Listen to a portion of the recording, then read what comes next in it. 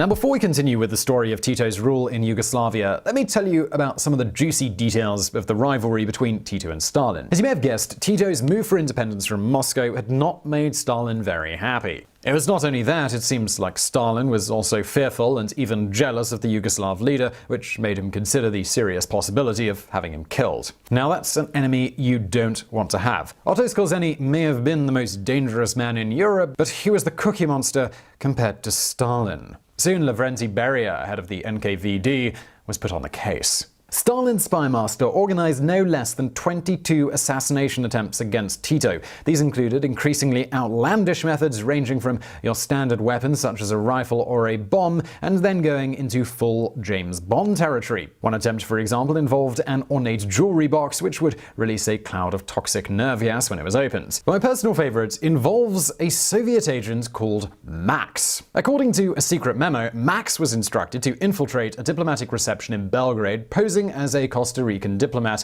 Teodoro Castro. Once there, Max was to release Beria's most secret weapon, a lethal bacteria plague. The death of Tito and every other person in the room would be guaranteed, the memo said. Max himself would not know anything about the nature of the substance. To save his life, Max would be immunized against the plague beforehand. Luckily for Tito, and indeed the whole population of Belgrade, Stalin's death in March of 1953 meant the hit was called off and Max was recalled to Moscow.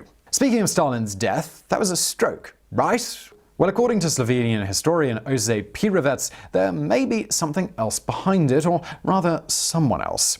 Broz claims that Stalin may have been poisoned with potassium cyanide and that the poisoning had been ordered by none other than Tito in retaliation for the attempted assassinations against him. If this is true, it would be the fulfillment of a famous note sent by Tito to Stalin, one which may well be the most badass letter ever written. It reads, "Stalin, stop sending people to kill me. We've already captured 5 of them, one with a bomb and another with a rifle. If you don't stop sending killers, I'll send one to Moscow and I won't have to send another."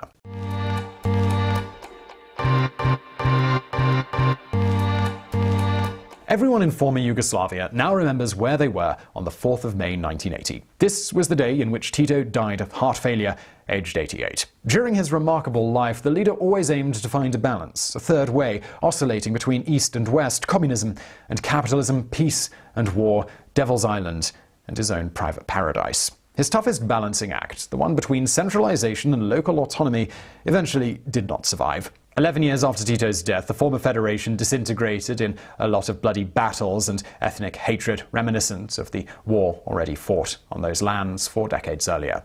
But that's a story for another day, which I'm sure we'll tell you at some point. For now, I really hope you enjoyed that video. If you did, please do give us a thumbs up below, and don't forget to subscribe for brand new videos just like this 4 days per week, and hit that bell so you find out about all of those. Also, if you're looking for something else from me, why not check out my other channel called Highlight History? I'm going to link to that below.